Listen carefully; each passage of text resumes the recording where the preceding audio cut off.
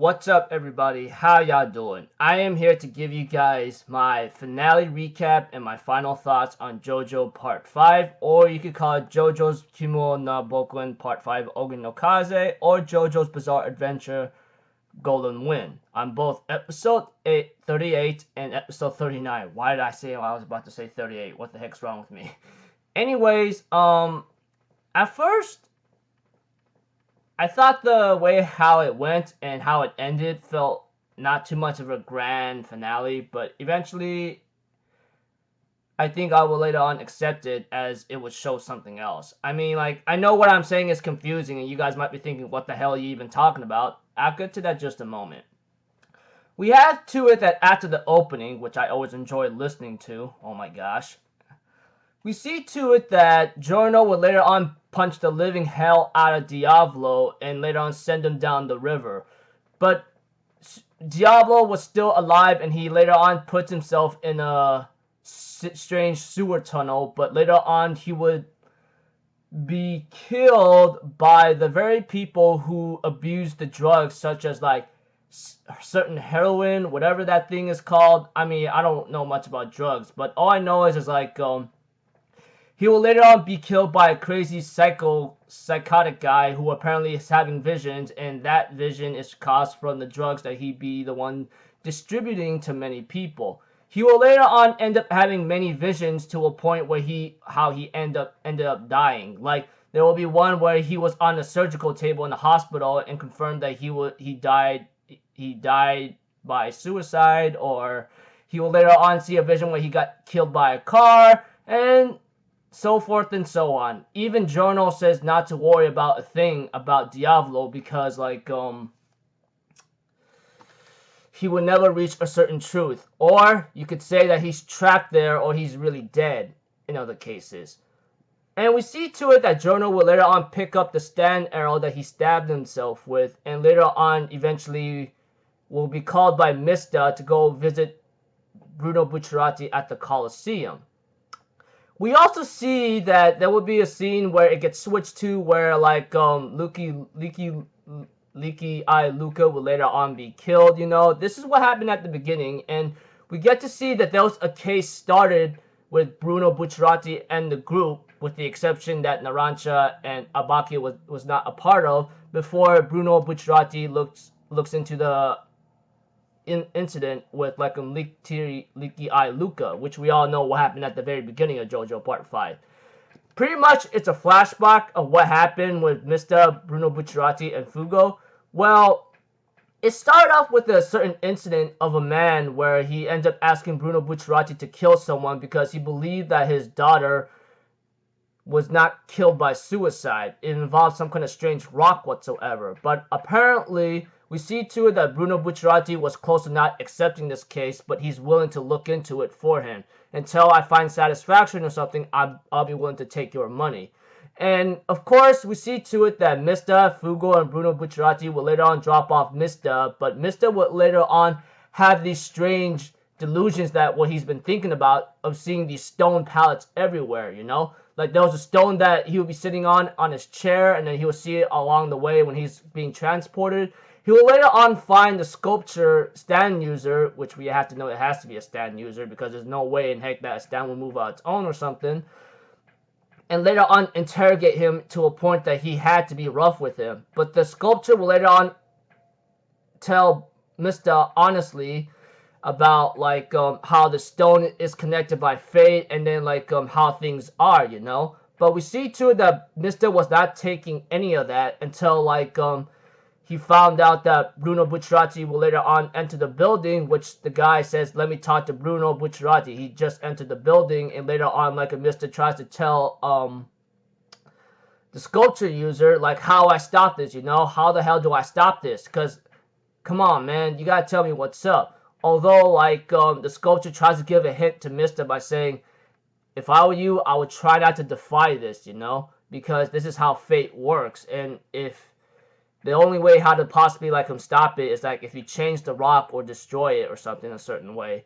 But we see to it that this rock will later on reach Bucciarati and would end up attacking him. But Mista would be the one trying to destroy it after Bruno Bucciarati used his sticky fingers whatsoever, and Mr. will later on try to change the shape or destroy it by falling down, scraping it down on the wall of the hotel or apartment, and later on be saved by Fugo when he saw Mr. like him jumping out of the window whatsoever, or what the hell happened. Eventually, Mr. would not give much of a detailed explanation, and I'm thinking in my mind, really, dude, are you even okay? But later on, Mr. would actually lie to Bruno Bucciarati that he injured the guy until he can't walk he'll be in the hospital for a couple months whatsoever, you know? But we see to it, of course, eventually, oh man, sorry for repeating myself.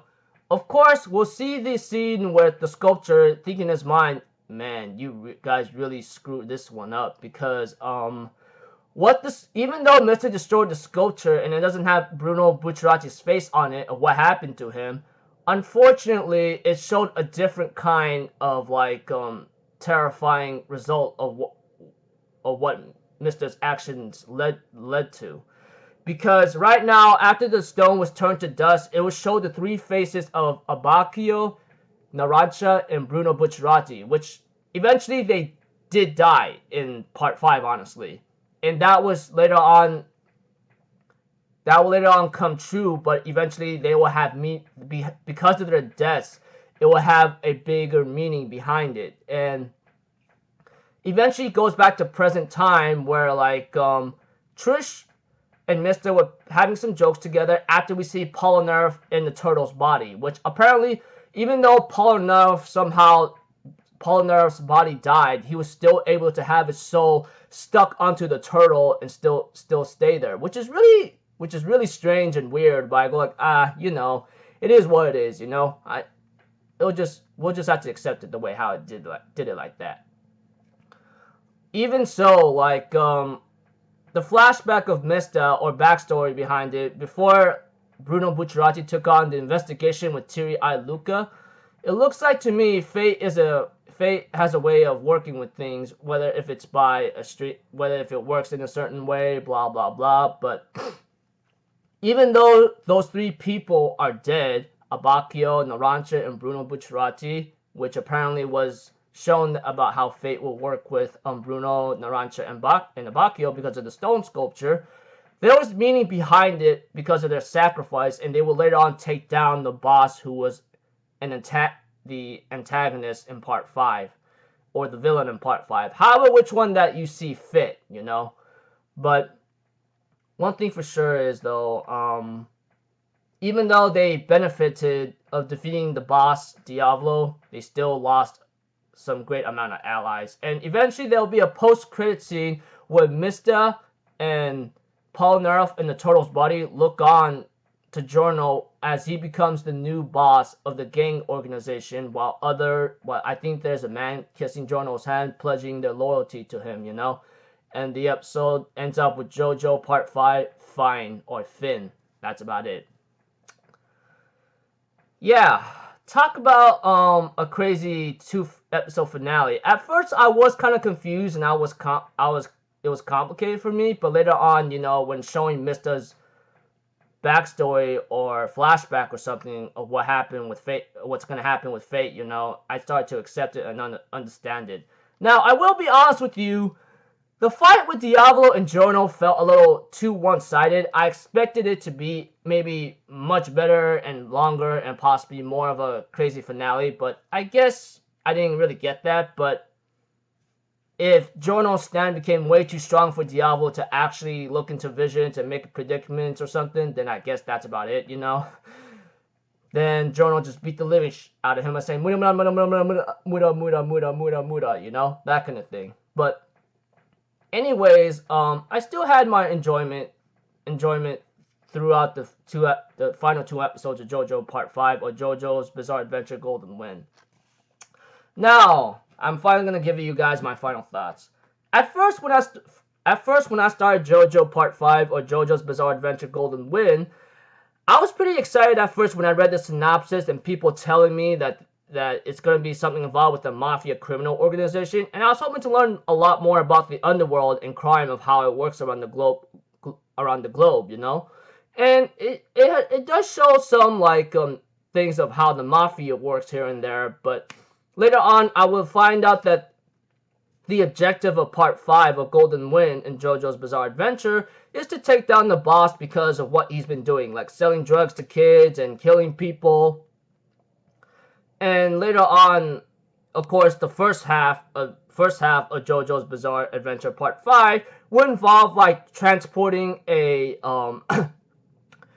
a relative of his or his own daughter to him, you know, for safety. But unfortunately, that did not become the case for Bruno Bucciarati, because this guy is going to kill his daughter so he could keep his identity a secret just to save his own butt. And eventually, the second half is where it started, where like the group known where Bruno Bucciarati, Giorno, Abbacchio, Narancia, and Mista would work together to try to take down the boss, with the exception that Fugo left the group because of what Bruno Bucciarati did, or he's not going to accept that, you know. They would go through some hardships when they're trying to find out the boss's identity, and, you know, they will later on lose Abbacchio, who would use his stand to try to figure out the boss's face. But later on, Narancia would be the next to go after, like, after his stand ability would be threatening, etc. And Bruno Bucciarati would be the final one to go, etc. Because of like Bruno Bucciarati having to be killed at first when he first fought the boss, his soul was able to latch onto his body for a little while, which is why like that green tea against that crazy looking guy, green hair guy, was not able to like mold up Bruno Bucciarati, etc. You know. But aside from that, because of those 3 people dying, they will later on beat the boss, but it still costed them some power costed them like good allies, you know. But from here on out, Giorno will not be hiding his identity, and he will like show himself in the mafia organization, you know. But aside from that, yeah. Part 5 of JoJo's Bizarre Adventure, when the second half started, reminded me a lot of what Part 3 was like for me. I mean, if you guys remember JoJo Part 3, then you will know what I'm talking about. I mean, the loss of allies in this point, along with like the way how the battle went, was actually pretty slick, you know. I mean, the only difference is in Part 3 is like Jotaro is trying to save someone, while Giorno in Part 5, who's part of that JoJo bloodline or something, will later on want to take down a certain antagonist or boss in the organization just to save other people's lives so they could stop selling drugs to kids or something, and etc., you know. But anyways, love the characters, the visuals were pretty slick, the art was nice, the music was phenomenal, especially the opening of Part 5, which I always enjoy listening to. Oh my gosh. Now with that, I'd be addicted to them like much more than ever before. But, of course, there were some sad moments, and there might have been some issues and complications that I didn't really like, such as what they did with Fugo and Trish, you know. Fugo was a very cool guy, which I really hope he might have a bigger part of the story of the second half, but, you know, like, I guess he wasn't there most of the time, or should I say he was written off, if anything, and many people actually told me about this, and I wasn't really happy. As for Trish, we only seen her fight one time, and that's about it, which is really pitiful, but she'll later on fight a second time against her father, Diavolo, but, Aside from that, I don't think that there was much issues or complications I couldn't find. Maybe because I was just too busy enjoying myself or being invested in JoJo Part 5. But still, I had my fun and still enjoyed like the series every Friday. And knowing that it ended today with its 1 hour long special finale, it makes me feel sad. And I really hope like another part of JoJo will be adapted, and hopefully we get to see it soon. I mean, last time we had a JoJo adaptation with Part 4 was like many years ago. Like make it like almost 2 to 3 years ago. I mean, it started like in 2016 of April, and it ended in December 2016 on Christmas Eve. As for JoJo Part 5, it started in 2018 of fall, and then it ended around like July 2019 of the 28th. So we could get another JoJo adaptation in the later 2 years. I mean, I'm not so sure. I mean, like, Diamond Part 4 was in 2016, and as for Part 3, it was like 2015. That's like second season of Stardust Crusaders. Of course, like Part 3 of Stardust Crusaders entirely started off in 2014, and then like on the second part of the season of Stardust Crusaders would later on end in 2015. So we could see another JoJo series in another 2 years, possibly. I don't know. I mean, like I mean, the way how like Part 4 started was in 2016, and Part 5 of JoJo's Bizarre Adventure started in 2018. So it could be possibly another like 2 to 3 years before we get a possible JoJo Part 6. I mean, from what I heard and did my research on, JoJo is still ongoing with its manga series. So depending on the situation, guess when we are going to have to find out whether or not if David Productions will make that announcement soon. I mean, yeah, so until then, people, those of you guys who kept up to date with Part 5 or finished it today, I hope you guys had a lot of fun as much as I did. Gonna miss the series so much. I mean, like, I never thought it would be sad to see it go, but, you know, as they all say, all good things must come to an end, or nothing lasts forever. So, until then, I'll see you guys in the next video. I'm Alpha Zero, people. Have a good day, and I'll see you guys next time, alright? Peace out. Bye-bye. Toot toot.